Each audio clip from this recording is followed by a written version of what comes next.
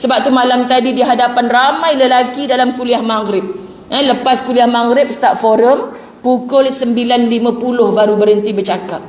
Ya Allah, ni kuliah kelima aku ni, ngantuk ni ya Allah. Tapi nampak pokcik-pokcik ni semangat je dengar. Tajuknya malu lambang wanita merdeka. Saya pesan pada lelaki-lelaki yang datang semalam, tolong merasa cemburu dengan anak-anak perempuanmu yang menari-nari di hadapan TikTok, yang bermedia sosial tanpa rasa malu, dipuji, disokong oleh orang-orang lelaki yang bukan mahram. Tolong tegur mereka. Tolong jadi rakan Facebook kepada anak-anak perempuan kamu, rakan-rakan IG kepada anak-anak perempuan kamu. Kakak kenapa melampau sangat dah ni? Kan tak apalah, kalau tak buat macam ni nanti tak dapat jodoh ayah. Pula dah alasan dia kan. Sahabat-sahabat dirahmati Allah, kita nak carikan jodoh anak-anak kita yang insya Allah boleh pimpin dia sampai ke dalam syurganya Allah. Jadi tolong tegur, sebab peranan kuasa ada pada kamu wahai ibu dan ayah. Hari ni kalau kita penat anak-anak kita belum mau dengar cakap kita, terus sangka baik dengan Allah. Mungkin bukan sekarang ya Allah, tapi insya Allah lepas kematian aku nanti. Bila lepas kematian aku nanti, ibu-ibu dirahmati Allah, setiap langkahnya ke masjid, pahala tak kita di alam kubur? Pahala. Setiap anak kita nak keluar rumah, nak sarung tudung dulu ada rasa malu. Dulu mak bising kalau aku tak tutup aurat. Sekarang kita yang duduk di masjid dengan tudung litup ni, cuba kenang siapa kita 30 tahun dulu. Siapa kita 20 tahun dulu ibu-ibu. Kita pun terkenang kan sahabat-sahabat, ya Allah aku pun teruk dahsyat juga dulu. Syukur engkau tuakan aku jumpa jalan ke masjid. Betul kan ibu-ibu dirahmati Allah? Nasihat anak-anak muda kita. Sebab kamu ni belum tentu tua. Mak ni alhamdulillah dah tua baru dapat jalan ke masjid. Kalau kamu tak sempat tua, cerita ni orang muda 17 tahun dah meninggal aksiden tiba-tiba. Ni orang muda sihat-sihat walafiat tengah main futsal meninggal dunia. Cerita pada mereka. Sebab kalau kita tak ceritakan, mereka tak dapat info ataupun maklumat ini. Ini ibu-ibu yang dirahmati Allah, semoga di sisi Allah kita digelar sebagai mujahidah kerana betahnya kita, kuatnya kita untuk mengajak seluruh ahli keluarga kita ke jalan-jalan Allah Subhanahu wa taala. Jadi jom kita letakkan kewajipan yang perlu kita ketahui sebagai calon-calon yang layak digelar mujahidah. Pertama, ni baru nak kena masuk isi ni, dan nak habis dah masa sahabat-sahabat dirahmati Allah. Tapi baru nak masuk poin, itulah dia Ustazah Zai. Sekian dimaklumkan. Okey, sahabat-sahabat. Pertama, tidak boleh berundur dan pantang menyerah walaupun dalam suasana bagaimanapun. Jangan berundur, jangan menyerah. Ini bukan cerita dalam peperangan. Kita berperang dengan hawa nafsu kita sendiri. Cantik juga anak aku pakai ketat-ketat ni ya. Kan? Nafsu kita. Tak apalah bang, muda lagi, nanti dah tua tak lalu dah dia nak pakai ketat-ketat tu. Subhanallah sahabat-sahabat dirahmati Allah. Bila disiplin ilmu, disiplin agama mengatakan ini pakaian seorang wanita, ini yang sepatutnya ada pada lelaki, kita ibu menjadi pencorak kepada mereka. Suka tak suka anak tu, kita bagi tahu dulu.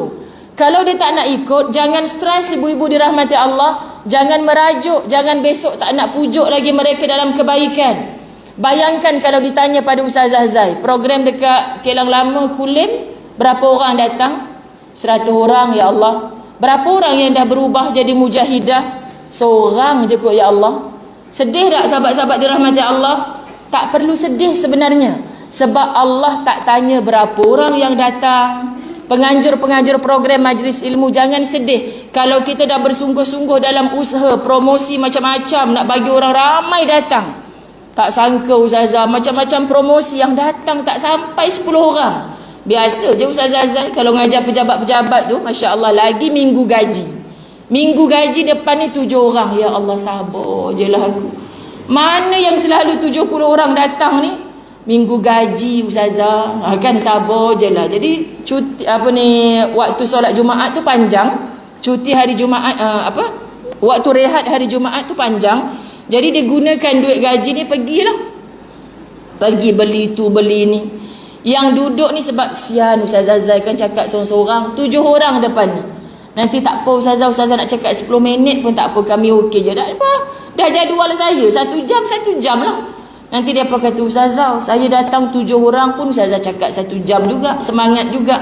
Dah bukan sebab berapa orang yang datang, tapi sebab Allah tahu nawaitu kita, sahabat-sahabat. Ibu, Allah tahu tak niat kita nak masukkan anak-anak kita ke dalam syurga.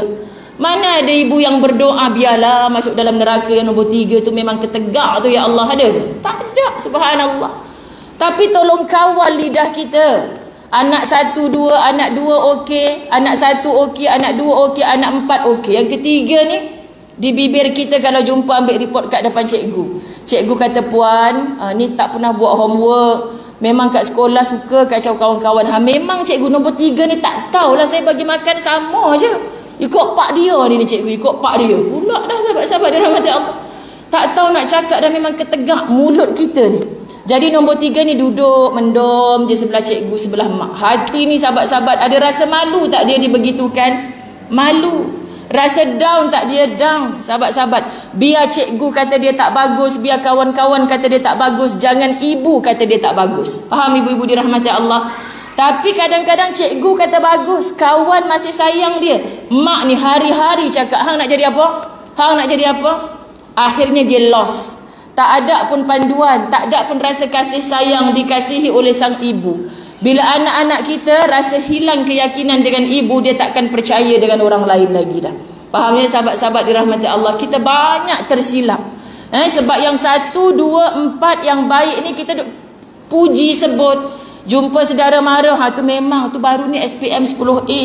Dapat naik pentas depan cikgu, Allah bangganya lah hati ni. Subhanallah, memang baguslah, tak tahulah. Aku dulu masa duk ngandungkan dia baca Yasin 100 kali kot. Kan kita duk act dengan kita sendiri. Kan? Pergi rumah saudara. Lepas tu marah anak-anak. Pasal apa hang dah besar ni tak mau pergi beraya rumah mak-mak menakan? Kalau dia boleh jawab dah, kalau jumpa mak menakan nasi kutuk aku je. Kan sahabat-sahabat dirahmati Allah. Depa pun ada maruah diri. Jadi ibu-ibu dirahmati Allah, tolong menjadi sandaran yang paling kukuh kepada anak-anak kita. Biar orang kecam, biar orang benci anak-anak kita. Masya Allah. Kan semalam saya terbaca satu messenger. Saya bila jauhlah ilmu macam ni memang tak sempat nak tengok. Tapi terbaca satu mesej ibu yang sangat panjang. Ustazah, terima kasih kuliah La Tahzan, betul-betul menguatkan jiwa saya. Bukan terima kasih pada saya. Akak dapat sesuatu ni sebab akak istiqamah. Hari-hari akak dengar, hari-hari akak ambil suplemen vitamin untuk hati akak. So akak dapat jawapan kepada permasalahan hidup akak. Ketika mula-mula saya dengar La Tahzan, ustazah, anak saya, rumah saya didatangi polis. Anak saya ditangkap 3 tahun 8 bulan. Kena sebatan 18 kali. Sebab didapati terlibat dengan dadah. Hati ibu mana ustazah yang tak sakit? Kan saya down, saya hampir mati sampai kena sakit jantung. Suami saya lah bantu saya untuk bangkit semula. Kawan saya share kuliah La Tahzan masa tu bab ke-58. Oh, dia cerita satu persatu. Terima kasih ustazah, saya tahu ini semua tarbiyah daripada Allah. Sekarang saya bukan marah-marah dengan Allah, tapi saya bersyukur kerana Allah mendidik anak saya dalam penjara tu dengan caranya Allah. Sangka baik, sangka baik, sangka baik. Mungkin silap saya ustazah, memang anak saya ni dulu masa kecil sampai remaja belajarnya tak pandai macam adik-beradik lain. Jadi saya selalu menafikan dia. Saya banyak bermuhasabah bila dia duduk dalam ni. Saya banyak solat taubat, saya banyak minta ampun. Moga-moga nanti dia keluar daripada penjara, dia bakal menjadi anak-anak yang baru bagi saya. Anak yang soleh bagi saya. Masya Allah. Ramai ibu-ibu yang mengakui kesilapan kerana tak sedar terberdoa yang buruk kepada anak-anak dan menjatuhkan maruah diri anak-anak sendiri. Ibu saat semua orang tak boleh terima anak kita, dia menumpang rahim kita 9 bulan 10 hari. Biar semua orang mengecam buruk anak kita, kita masih boleh menjadi pendokong yang paling kuat kepada anak-anak kita. Faham ya ibu-ibu dirahmati Allah? Sebab dijamin oleh Allah doanya seorang ibu tak ada hijab. Siapa lagi nak doakan anak kita dengan ikhlas? Walaupun ketika kita bercakap dengan dia, dia tak pandang muka kita lagi dah. Sedih ustazah budak-budak sekarang. Kita bercakap, dia tak tengok muka kita. Subhanallah cik, acik tahu tak? Nabi Nuh tu dia nak berdakwah, bukan orang tak pandang muka dia.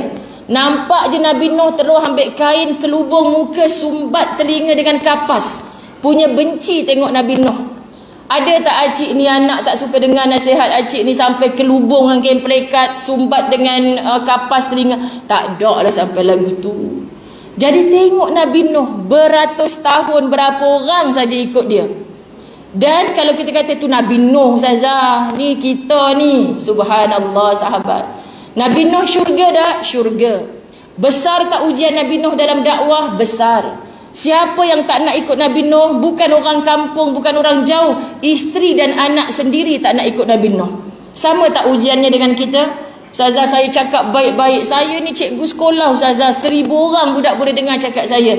Balik rumah anak sendiri tak nak dengar, sakit ni hati ni. Itu biasa ibu-ibu dirahmati Allah. Sebab Allah dah turunkan contoh tauladan untuk kita menangis pada diri kita sendiri. Bukan aku seorang ya Allah. Aku nak masuk syurga macam Nabi Nuh. Aku nak masuk syurga macam Nabi Yusuf. Aku nak masuk syurga macam penghulu syurga itulah Muhammad sallallahu alaihi wasallam. Cuba baca kisah mereka diuji Allah. Sangat dahsyat. Ujian kita ni kecil sangat. Pun kita tak sanggup untuk bermujahadah menjadi seorang wanita mujahidah. Faham dah maksud ibu-ibu dirahmati Allah?